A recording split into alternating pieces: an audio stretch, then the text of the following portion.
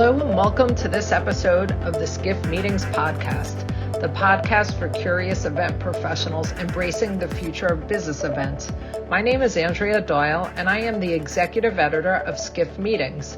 In this episode titled Milwaukee Taking the National Stage, I have the pleasure of speaking with Peggy Williams-Smith, the president and CEO of VISIT Milwaukee.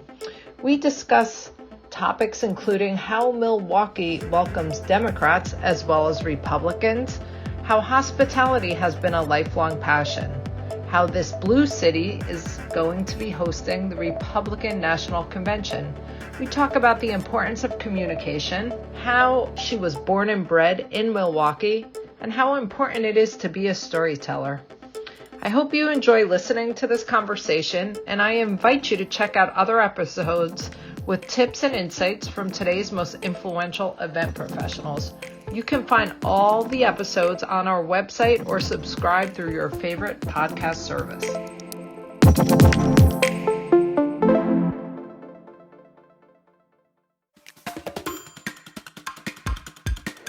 Well, Peggy, thank you so much for joining us on this podcast. I really look forward to our conversation.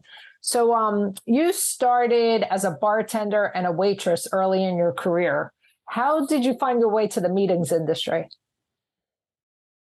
Well, I started, actually, my first job was at Arby's in 1986, where I was Employee of the Year in 1987 for all of the Arby's in Wisconsin. I'm very proud of that. I still have my name tag. I started bartending and waitressing early. My parents belonged to a semi-private country club in southeastern Wisconsin, and they were looking for a bartender or a beer cart girl. And somehow my parents said, you should go apply. I did, and I got the job. And because it was a country club, they had events, meetings and events that took place.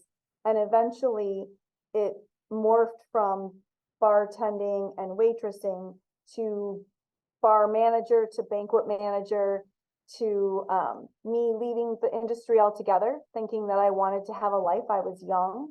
I was in my early 20s, and I did not want to work nights and weekends anymore because all my friends had day jobs and I didn't. So I left, and to this day, the people who worked at Muskego Lake still take credit for my career. They got called by a headhunter from the Hilton in Milwaukee asking if they knew anyone who would be a good wedding planner for the Hilton Hotel in Milwaukee. And the owner happened to have been the one who answered the call, and she said, you know what, I have the perfect person for you, and gave my name. And that's how I started my career nearly 26 years ago with Marcus Hotels and Resorts. So before you joined VISIT Milwaukee, you were with Marcus. Tell me a little bit about your career there. So I spent 22 years at Marcus. I had 10 different positions in those 22 years. I started by planning weddings. I was the wedding catering sales manager for the hotel. And then from there, I went on to do meetings and conventions. So I planned some of the citywide conventions that were held in the city. That was the late 90s and early 2000s. When I first applied for the job, the director of catering asked me what I wanted to be doing in 5 years. And I jokingly looked at him and said, well, your job, wouldn't that be the next step?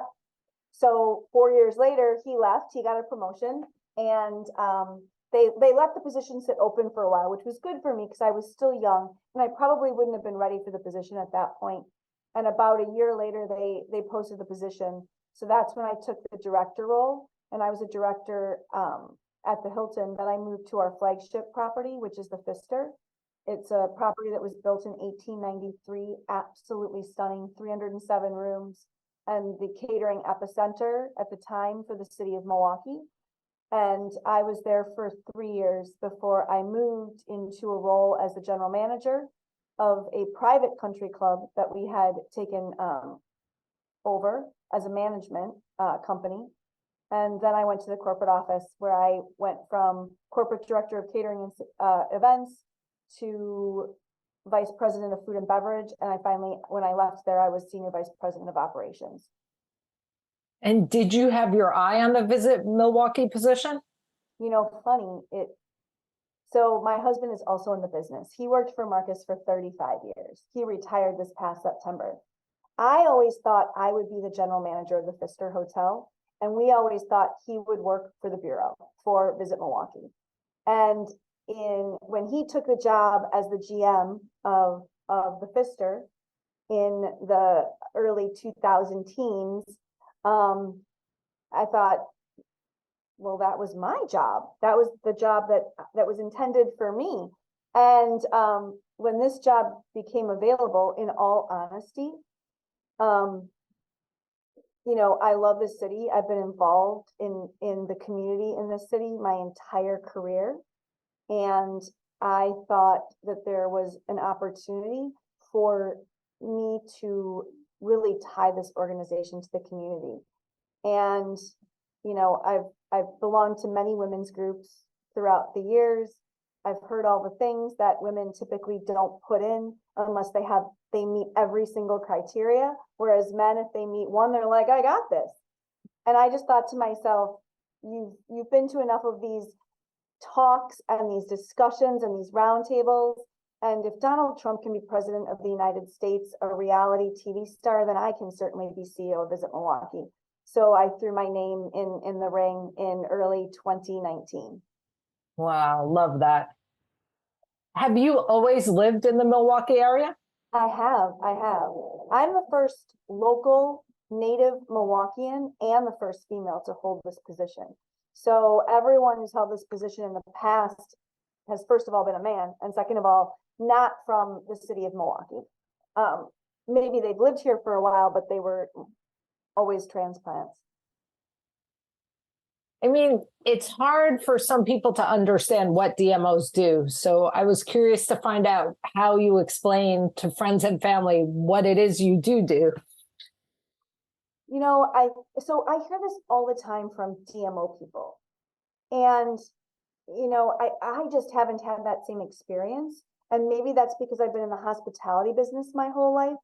And with hospitality and hotels, you know what a DMO is and you know what they do. And my circle of friends have always known what I do. So it hasn't been that hard for me to explain what it is that Visit Milwaukee does and the impact that we make on the community. But we've also made a concerted effort to talk about it and to be visible locally, not just outwardly when we're selling the city. We need our residents to understand what it is we're doing so that they can help us. And they have been incredibly supportive of the work that we're doing. Okay. So you just said your first female CEO in your position there in Milwaukee.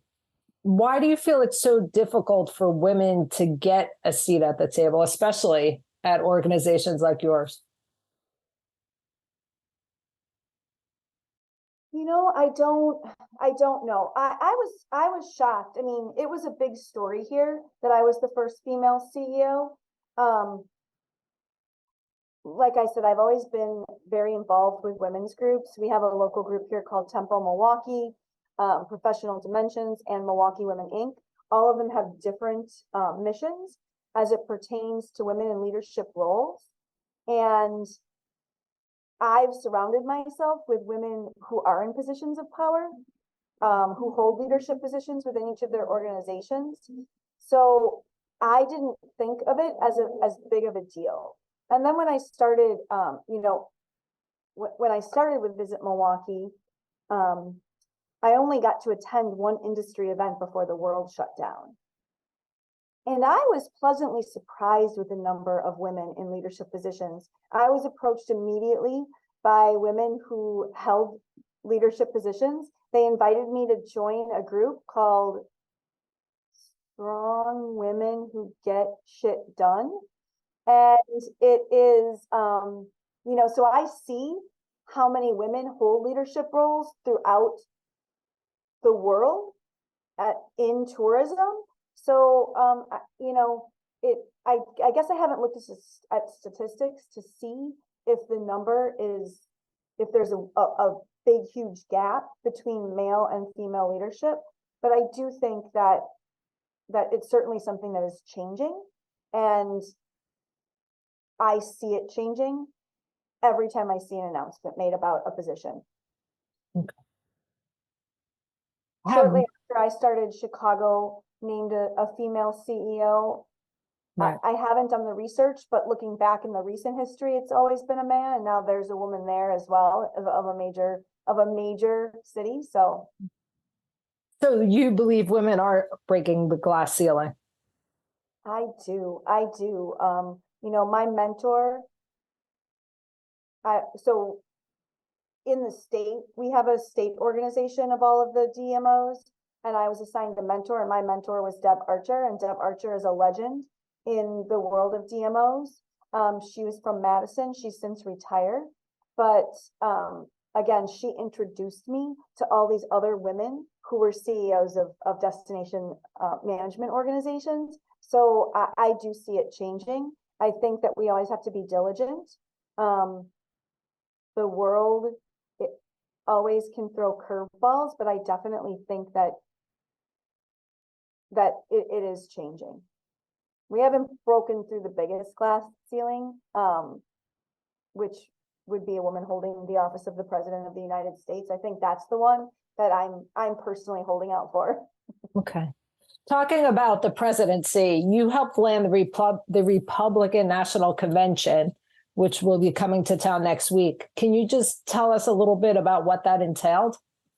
Sure. Well, next week is the debate that's coming. The convention is in 2024. Oh, okay. So, I started in November of 2019, and we were on the precipice of what we were calling the Year of Milwaukee. We had booked the Democratic National Convention that was supposed to take place at our brand new Fiserv Forum, and we were gearing up, and I came in last minute, so we hit the ground running. So when it canceled, it was, the pandemic itself was devastating on everyone, and we can talk about that in a separate portion. But there were people who were upset. We had done a lot of planning, the city, the county, the region, to be able to host this once in a lifetime event. So, when it first got delayed, and then it was said that it was going to happen on a smaller scale, then that smaller scale shrunk, then it ended up just being local people in a convention center ballroom, and a lot of security. So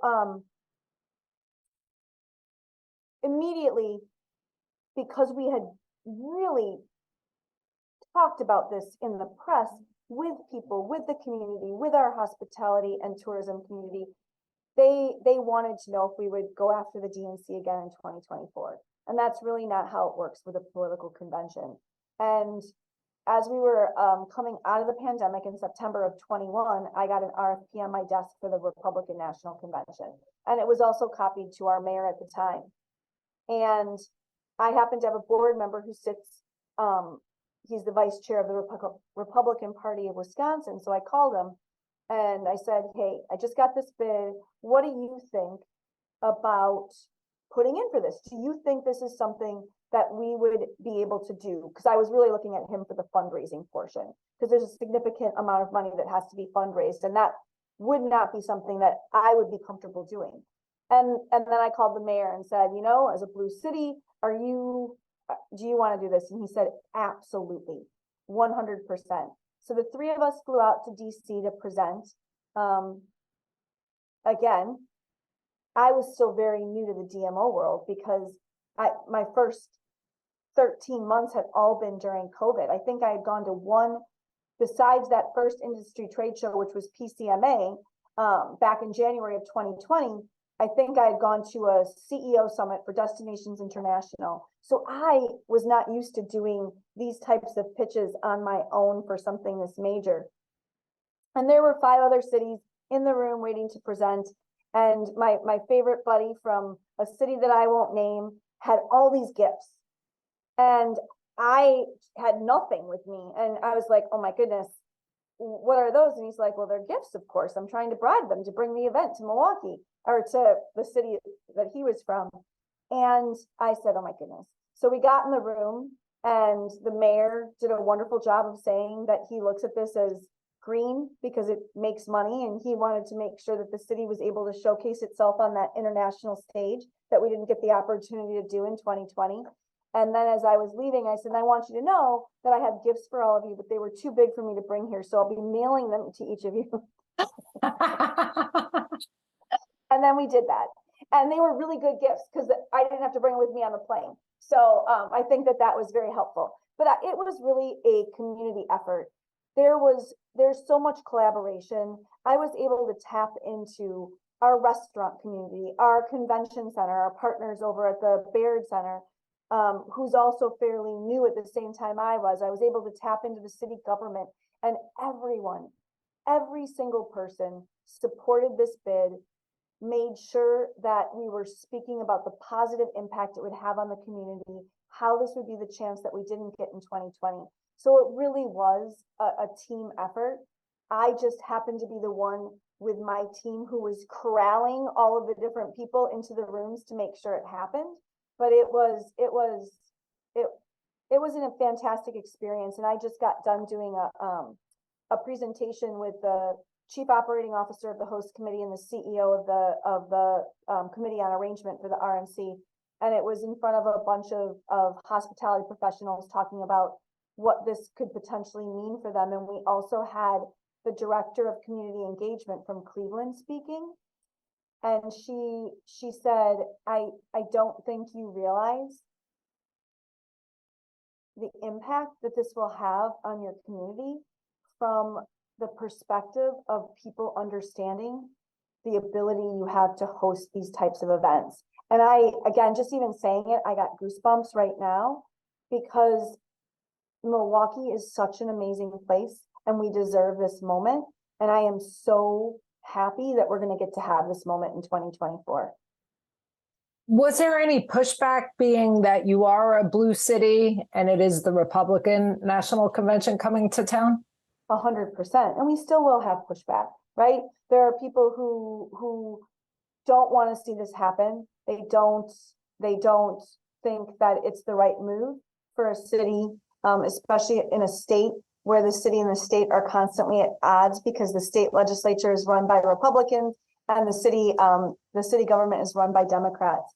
But I think in the end, utilizing all of the people that we had involved and being able to tell the story of the impact that it will have, and that this is really not a partisan thing. This is a part of how our country was founded, the democratic process. And we used to listen. We used to be able to sit and listen to each other without sniping at each other or agreeing to disagree. And I think we need to get back there. And this is the opportunity for us to be part of that process. And I think that's really exciting.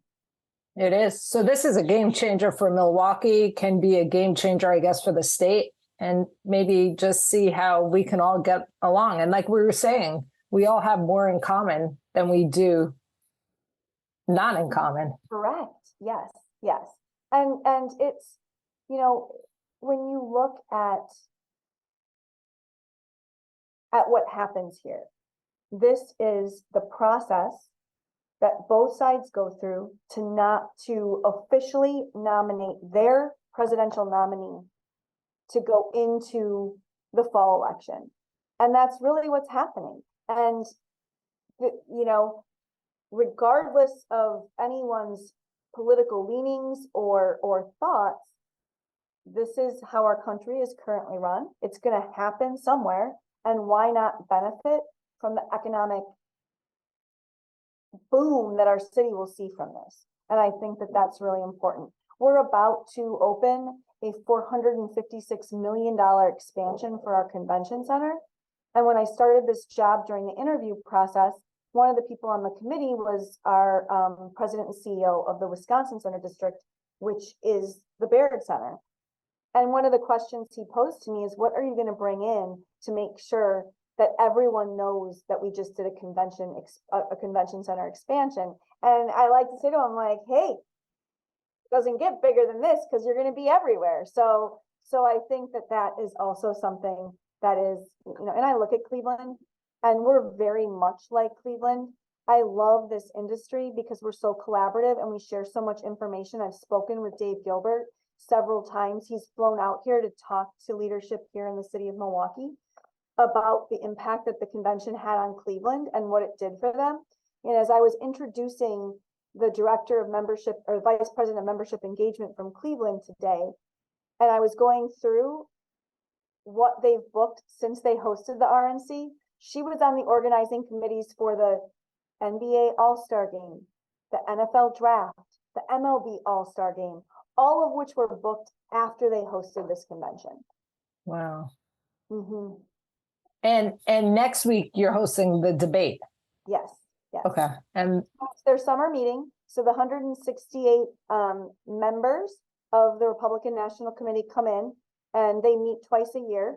They always meet the summer before the convention in the host city, which is our city. And in addition, then Fox is hosting their first debate here. So we have an opportunity to showcase a lot of our different hospitality and tourism professionals in a convention partner fair that we will be able to get them in front of these people prior to the convention being held. And then obviously the debate. The debate in Cleveland in 2015, 24 million people tuned in to watch it. It was the highest cable television viewership outside of a sporting event in the history. So again, I think there's a huge opportunity for us to showcase, many people don't understand that we're on a lake, we're the fresh coast, that there is acres and acres of beach. We have beaches here in Milwaukee, and they're going to be able to see that shot flying in to the Calatrava Design Art Museum as they, zoom in on Fiserv Forum and the debate show floor. Wow. And that viewership will probably be even more given the circumstances of the former President Trump and his indictments and the question of whether he's going to appear next week. I would assume yes. So you mentioned the newly expanded center that's going to open next May, right before the convention. Isn't that correct? It is. So we'll actually start hosting groups in late March, early April. Okay. And then we obviously allow them time to move in, but we have several groups booked so that we can get used to the convention center, make sure we work out any kinks prior to the RNC getting here. But it's amazing. It's going to give us 300,000 square feet of exhibit space, which we did not have before. We had 188,000, which did put us at a competitive disadvantage to our peer cities. So I think this is really going to help us become a meetings and conventions destination. Wow. Anything else new in Milwaukee for groups? Oh, so much new. I mean, we have so many different event venues. There's so much economic development as it pertains to tourism, because first of all, our governor is a huge fan of tourism, and our mayor, not the mayor who was there when I first started talking to the DRNC, we had a mayoral switch. Our former mayor, Mayor Barrett, went to go be the ambassador to Luxembourg. He was tapped by President Biden after hosting the DNC in 2020. So Mayor Cavalier Johnson was appointed interim, was elected in April of last year.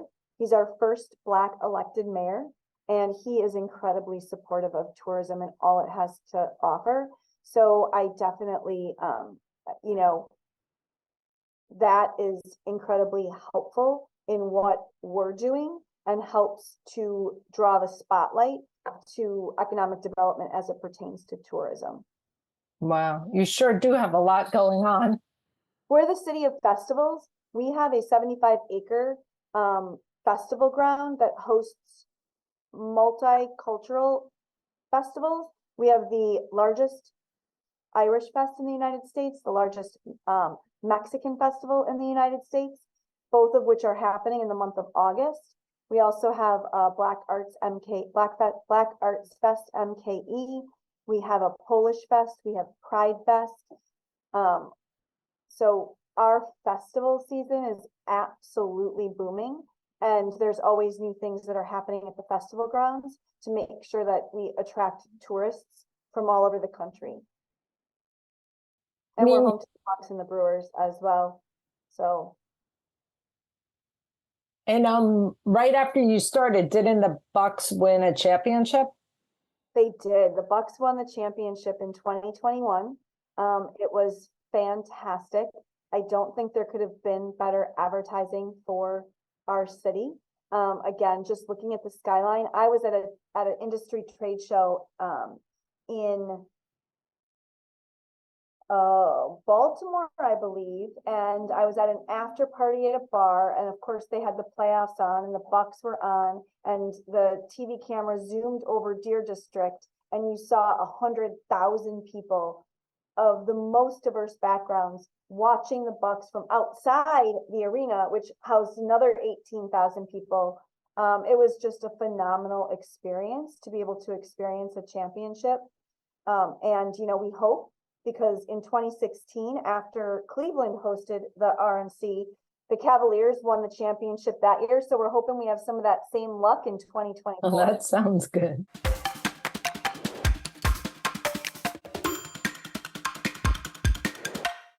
So you started your role just before the COVID pandemic shut down the world. What was that like? Sometimes I still tear up when I reflect on all that happened. Regardless of where I would have been, had I stayed with Marcus, it would have been devastating because it was a hotel company. And I will tell you, most of our hotels closed. I think, as I mentioned a little earlier, my husband is the general manager, or was the general manager of the Pfister during the pandemic. And I had worked as the assistant general manager in that property in the early 2000s. And to walk into an empty hotel, we always joke, we never had keys because hotels don't ever close. The door is always open. And it was the hardest thing I ever had to do, was walk into that hotel and see no one working and no guests. I just literally, my husband and I sat in the middle of the lobby and broke down in tears because it was just such a surreal moment. We never, we both have been in this business for long enough to have lived through 9/11. We lived through September 11th. We lived through the horrible times through the recession, where we didn't think that we were going to survive or that businesses wouldn't survive, but there was nothing like this, nothing.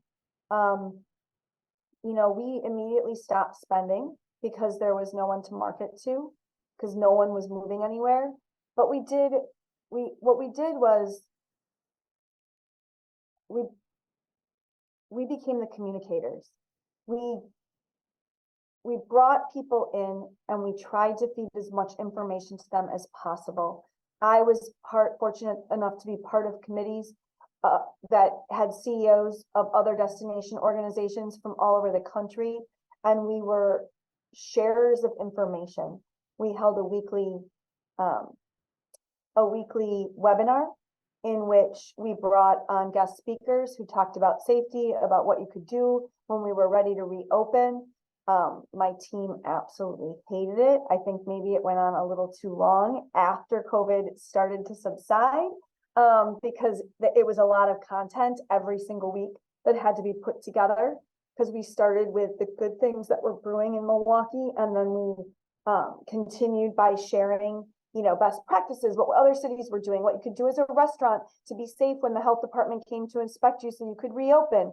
What were you doing about the mean people who were not wanting to wear masks? We made sure that we were speaking. And I think when you ask that question about, what do you tell people you do? I think during that time frame, because there was no other noise, we were able to show what it is that we do as an organization. And that really helped us to come out of the pandemic stronger, because we had that time where there was no other noise that was happening. It was, I had to lay off 50% of the team, which is never easy. I was on the call with every single one of them, with my HR director, sitting 6 feet apart in my office on a speakerphone, because you couldn't give hugs. You couldn't say everything was going to be all right. It was surreal. Being in this industry my entire career, it was just a surreal time for everyone. I mean, it's no different for us than anyone else, but making sure that we were working together. I made some mistakes. My senior team would joke because I had 8 a.m. meetings and 5 p.m. meetings every day on Zoom, because I didn't know what was going to happen. And I wanted us to be able to come back together because each of them had different networks of people that they were talking to. And I wanted to make sure that we were all on the same page. I was so new. I hadn't yet had a chance to build a culture. So they didn't say so during it, but they certainly made comments after we stopped doing the twice daily meetings. Like, yeah, it was like, well, what did you do? Oh, well, I watched the dog for 3 hours, because it was a little comical, and maybe I went a little overboard. But I do think that, it was something that was needed, and it was something that helped all of us to be able to cope together.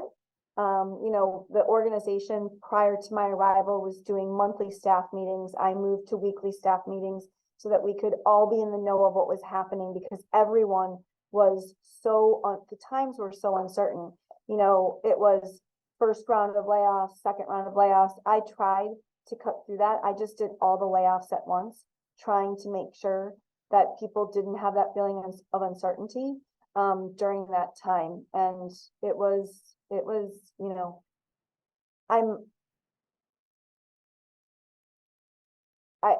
would hate to go through it again, but I do think that it afforded me the opportunity to really understand the impact of this organization immediately, because of what the city was missing without tourism in the city. And it seems during that time, communication became even more important to you. It did. I mean, communication is everything. So we turned our weekly webinar into a weekly newsletter. It's called Insights, and we send it out every Friday. And it tells, it starts with a letter from me that highlights some of the good things or some of the bad things that are happening. It is complete transparency. It shows what we booked last week, how many site tours we had in, who didn't book with us. It shows where we were in the media. Well, all of our dashboards are out there for everyone to see. And I think that's really important. We try to be as transparent as possible, so that at any given point, if someone hasn't been able to engage, they can look at that and they can say, oh, this is what's happening. So communication has been one of the main focuses of me personally, and therefore the organization, since I started. So you get the job, the world shuts down, you do your best, and then you're named Milwaukee Business Journal's 2022 Executive of the Year. What does this recognition mean to you? Well, my team did not tell me. There were some very, very worthy and amazing business executives who were highlighted throughout the year. It was overwhelming. It was overwhelming. Like I said, I grew up in this city. I have been a part of the fabric of this community. I try to give back as often as I can. So to be able to bring notoriety to the city and then to be recognized for that was completely overwhelming. It's certainly not me. I have an amazing team of individuals that work at this organization.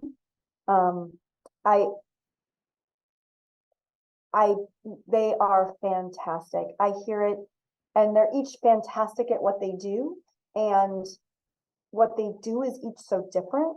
So it really makes an impact. If I go to a trade show with the sales team, I am constantly amazed that my VP of sales knows all of our counterparts on that floor, that customers know who our salespeople are, that they're walking up, that they're engaged in what we're doing. I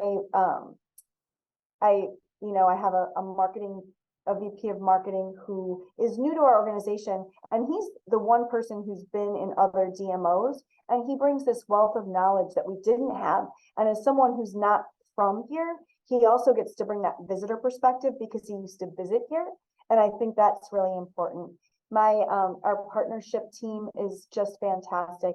We engage partners in so much more than just leads. We engage them in everything, and we try to expand the boundaries of the traditional tourism zone boundaries, around the convention center. We try to make sure that those businesses that are outside of that see business from the things we bring in.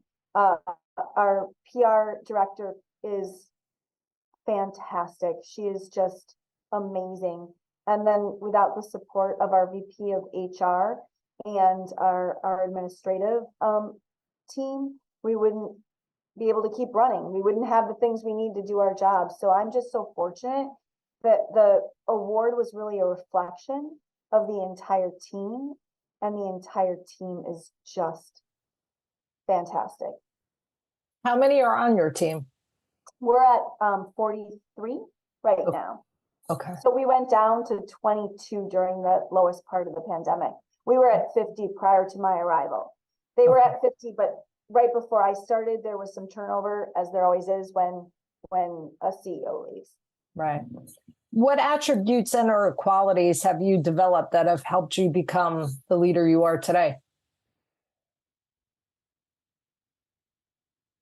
I am fortunate to have a personal board of directors that keep me in line. My board is incredibly supportive, and I do use them, but that's helped me develop my attributes has been my personal board of directors who keep me in line, who give me advice, who talk to me, who I learn from just by knowing them and knowing what they do in their organizations. And I think, being someone whose job it was to make someone's ordinary day extraordinary, that's what I've built my entire career on. I have the heart of hospitality in me. And, if I'm at an event and I see someone needs a drink, I'm going to try and get them a drink. If I see that something's on the ground, I'm going to pick it up. And I think that's what our business is about. It's about creating memories for people. And that started for me when I was doing weddings at Muskego Lakes. Okay. Is there anyone who mentored you early in your career or helped you become the type of leader you are? So many mentors, so many. Starting with the people at Muskego Lakes, moving on to the Hilton, my first general manager was fantastic. He was someone who wanted to make sure that everyone knew what was happening. We would go into our all staff meetings, which were weekly, and he would ask questions. What was our ADR last night? How much catering revenue did you do last night? You had to be in tune with financials. And that gave me the P&L experience that I think a lot of people don't have. So he was incredibly instrumental. My director of food and beverage at that hotel, Nancy Hernandez, who went on to be an entrepreneur, she's the one who got me involved in the women's organizations. She said, you can't be so insular. You can't just think about what happens in the four walls of this hotel. You need to be out there talking to other people. It will sharpen your pencil, and you need to sharpen your pencil before you can sharpen others. So that was incredibly impactful. I've just had so many amazing mentors throughout my career, and even people who are younger than me that have helped me learn how to navigate social media or tell me that my idea is outdated. Half my team, 50% of my team is under the age of 35. And I think that's amazing. I was talking to someone and they were complimenting our social media presence. And someone said, so what's the approval process before they post something? And I'm like, there is none. Social media moves so fast. If I approved every single thing, like, I'm not the expert. Right. I hire capable people who are wonderful at the jobs that they do, and then I get out of the way and let them do that. Doesn't mean we don't make mistakes. I think that mistakes are incredibly important. I think that they help you to improve, and I enjoy being able to learn from mistakes as well. And the way that mistakes are addressed aren't punitive. They're, I don't know if you heard that. We're the home of Harley Davidson, so that was probably a Harley going by. That they're not punitive. They're ways for us to learn to do things better the next time. And are you a mentor yourself? I have been told, yes. I like to think that anyone who thinks of me as a mentor, they are also my mentor, because I am a naturally inquisitive person. So if we meet, I'm going to ask you more questions than you're probably going to ask me. You know, we do something here with our local business journal called Mentoring Monday. And I think sometimes I irritate some of the mentees because I ask them more questions about what they're doing in their job than they ask me. I love to learn about people. I love to learn about industries. I love to learn about what other people do. And that helps me make that connection, because then I can tie it to something that maybe we do in the world of tourism. What do you feel the future holds for the industry and for Milwaukee? Well, I think for the industry, I think that if the pandemic taught us nothing, is that travel is innate to people, that people want to experience things, they want to travel, they want to be out there. Thank goodness for that. The way leisure travel rebounded as the pandemic started to subside was nothing short of miraculous, when we didn't have meeting and conventions that were coming back in so quickly, because people were still, organizations, I think, not the people in the organizations, but organizations were more worried. So leisure travel is what carried most of our industry through that end part of 2021 and the beginning part of 2022. You know, I think the future looks bright for Milwaukee. Our leads since announcing the RMC or in the middle of last year have doubled, and I mean doubled. So we are seeing, and of course, the expansion of the convention center helps that. Everyone wants to be in something shiny and new. So the Baird Center will also help our team. We've restructured our team. We have remote salespeople. We hadn't had someone in the DC market for nearly a decade, and we put someone in the DC market back last year. That has really helped out there. And then we just hired someone in the Southwest, so that we have someone on that side of the country who can also talk about Milwaukee and hopefully bring more attention to the city and what we have to offer from a meetings and conventions perspective. And then for leisure, you know, our team knows how to pitch. They know how to tell a story. And it is really the good work of our mayor and our county exec and our elected officials who have invested in the city of Milwaukee that make it so amazing. And all our job is to sell that, is to tell that story to the world. And, you know, that's what we are. We're storytellers. We're out there talking about Lupe and Iris, which just opened last year and was nominated for Best New Restaurant in the Country by James Beard. We're telling the story of the amazing new event venue that opened down the street, that's an old church that is absolutely fantastic. We're telling the story of the woman who moved back here from Nashville, Tennessee, to open Honeybee Sage, which is a apothecary, and her amazing journey to open something here because she felt like this was a place that was on the rise. There was a really heartwarming occurrence a few weeks ago. Claire, who is my director of PR and public affairs, and I were at an event. It was just an event that we were at, not speaking at it, just talking. And someone walked up because we had our Visit Milwaukee pins on, And she said, are you Visit Milwaukee? And we said, yes. And she said, I just want to share something with you. During the pandemic, I started looking for someplace to move.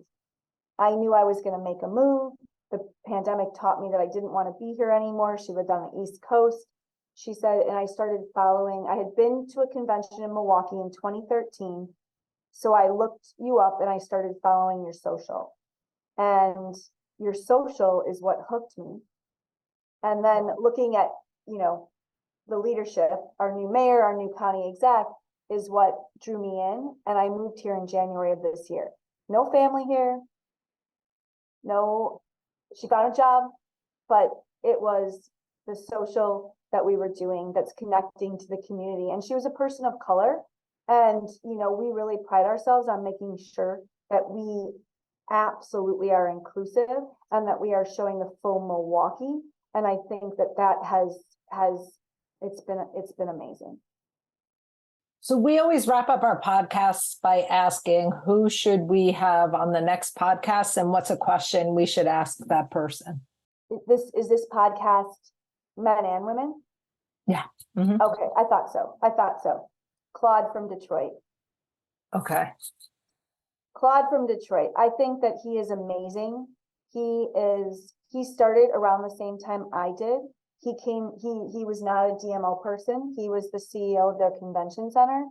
And the things he is doing in Detroit are, so when we say mentor, I don't necessarily use that term.